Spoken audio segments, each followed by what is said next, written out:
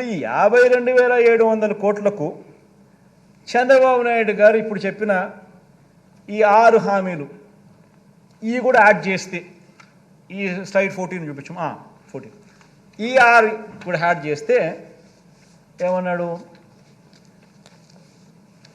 మహాశక్తి అంట 18 ఏళ్ళు నిండిన ప్రతి మహిళకు నెలకు 1500 అంటే ఏడాదికి 18 ఏళ్ళు నిండిన ఎంతమంది ఉన్నారని అంటే మన ఓటర్స్ జాబితా చూస్తే తెలుస్తుంది అధ్యక్ష.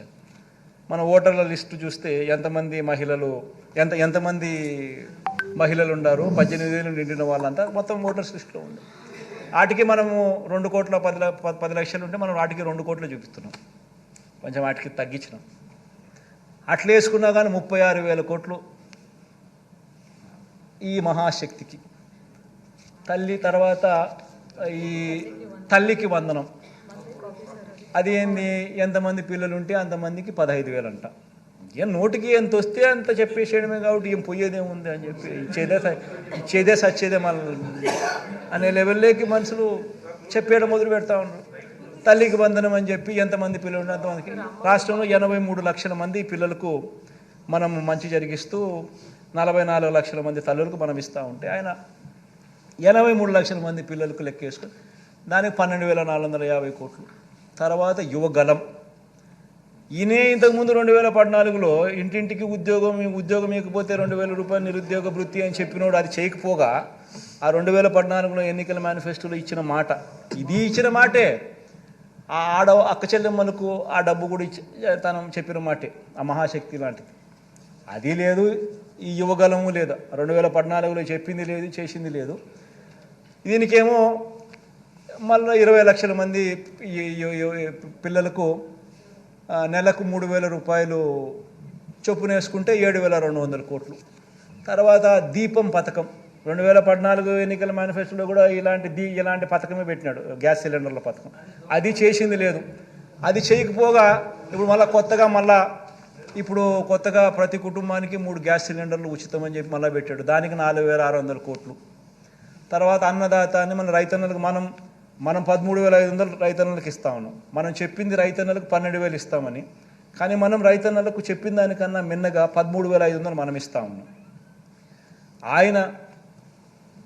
ఆయన రైతులకు రుణమాఫీ చేస్తాను అని చెప్పి మొత్తం 5 ఏళ్ళకు కలిపి 87,612 కోట్ల రూపాయలు ఎగరగొట్టి ఆ 5 సంవత్సరాలు కలిపి ఆయన 15,000 కోట్లు ఇస్తే మనం ఇప్పటికే ఈ ఒక్క పథకానికే దాదాపుగా 30,000 కోట్ల పైచిలుకు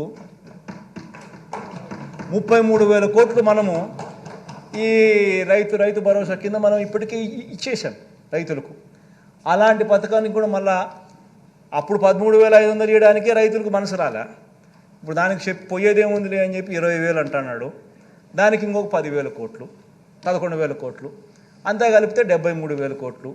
ఈ 73,000 కోట్లకు నేను ఇంతకుముందు చెప్పినా కదా, టచ్ చేయలేని సబ్జెక్టులు ఉన్నాయని చెప్పి పెన్షన్లు కానీ, ఉచిత విద్యుత్ కానీ, పేదలకు అందే బియ్యం కానీ, పీడిఎస్ బియ్యం కానీ, ఆరోగ్యశ్రీ కానీ, పూర్తి ఫీజు రీఎంబర్స్మెంట్ కానీ, వసతి దీవెన కానీ, సంపూర్ణ పోషణం కానీ, గోరుముద్ద కానీ, ఈ 8 పథకాలు నేను ఏదైతే చెప్పినా టచ్ చేయాలనుకున్నా కూడా ఎవడు చేయలేని సబ్జెక్ట్ అని చెప్పినా కదా, ఆ 52,700 ఈ 73,440 కోట్లకి 52,750 కోట్లు కలిపితే 1,26,140 కోట్లు సంవత్సరానికి. అంటే నేను 70,000 కోట్లు మన ప్రభుత్వం 70,000 కోట్లు చేయడానికే నిజంగా కింద మీద పడతా ఉన్నాం. గవర్నెన్స్లో ఎప్పుడూ జరగని మార్పులు తీసుకొచ్చినాం. కరప్షన్ అనేది ఎక్కడ లేకుండా చేసినాం, పూర్తిగా స్ట్రీమ్లైన్ చేసినాం, చిత్తశుద్ధి చూపిస్తూ ఉన్నాం, నిబద్ధతతో చేస్తూ ఉన్నాం.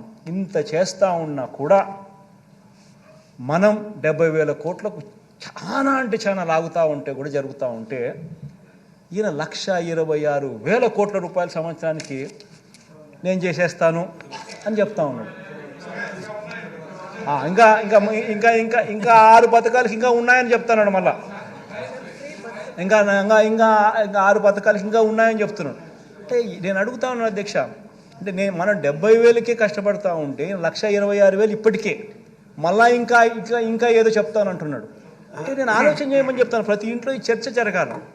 ఇంత మోసం చేసేదానికోసం ఇంత మోసం చేసేదానికోసం ఈ దుర్బుద్ధితో ఈ బుద్ధితో ఈ మాదిరిగా మోసం చేయడం ధర్మమేనా ప్రజలను? ఇంత అబద్ధాలు ఆడడం, ఇంత కుట్రలు పనడం, ఇంత మాదిరిగా మోసం చేయాలనే ఆలోచనతోనే మోసం చేయడానికి కోసమే ఈ మాదిరిగా ఒక రంగురంగుల మేనిఫెస్టో తీసుకొని వచ్చి ఈ మాదిరిగా మోసం చేసే దిశగా అడుగులు వేయడం ధర్మమేనా అని అడుగుతా ఉన్నా, ఆలోచన చేయమని అడుగుతా ఉన్నా. ప్రతి ఒక్కరూ కూడా ఈ విషయం ప్రతి ఇంట్లో కూడా చర్చ జరగాలని కూడా కోరుతా ఉన్నా.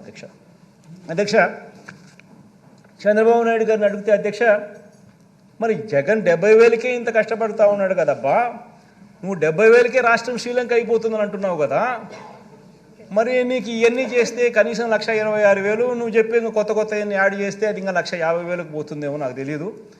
అవన్నీ చేయడానికి నీకు డబ్బులు ఎక్కడి నుంచి వస్తాయనంటే, చంద్రబాబు నాయుడు, ఈనాడు, ఆంధ్రజ్యోతి, TV5 వాళ్ళకి మీడియా బలం ఎక్కువ కదా అధ్యక్ష, ఎల్లో మీడియా ఎక్కువ, మీడియా బలం ఎక్కువ, వాళ్ళు ఏదైనా గోబెల్స్ ప్రచారం చేయగలుగుతారు.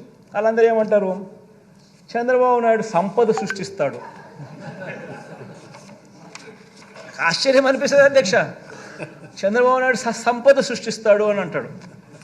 సరే పోనీ సంపద సృష్టించే కార్యక్రమం ఆయన కొత్తగా ముఖ్యమంత్రి ఇప్పుడు ఫస్ట్ టైం కావడం లేదు కదా, ఆయన ఫస్ట్ టైం ముఖ్యమంత్రి కావడం లేదు కదా, ఆయన సంపద అనేది ఆయన 14 ఏళ్లలో ఆయన సంపద సృష్టించి ఉండాలి కదా.